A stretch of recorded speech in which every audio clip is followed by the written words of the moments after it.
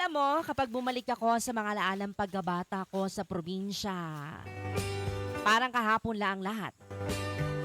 Yung simpleng buhay, yung bang mga bagay dati, Madi, na hindi mo pinapansin pero ngayon, namimiss mo na. Madi, tuwing umaga, gigising ka sa tilaok ng manok at hindi sa alarm clock. Tapos paglabas pa ng bahay mo ay mararamdaman mo agad ang labig ng simoy ng hangin at amoy na amoy mo ang halimuyak ng mga bulaklak at damo na basa dahil sa hamog. Yung tipong hindi mo na kailangan magmadali. Dati, yung bang walang cellphone na hawak-hawakan, kundi pamalo lang ni nanay kapag late ka ng gumising. Tapos, didiretso ka na lang sa taniman o kaya sa bukid. Hindi pong mag-harvest ka na lang ng prutas o gulay, mga kaibigan. Laging may mga alagang kambing o mga hayop at iba't ibang hayop pa yan.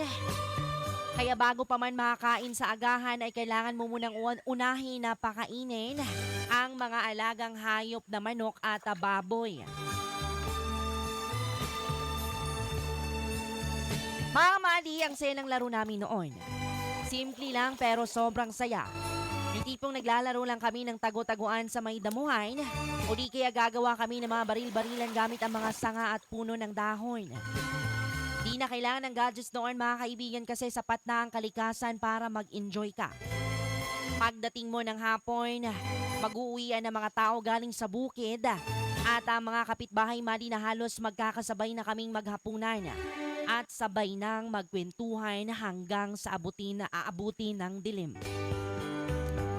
Yung tipong kahit simpleng buhay lang sa probinsya, dama mo ang saya at katahimikan.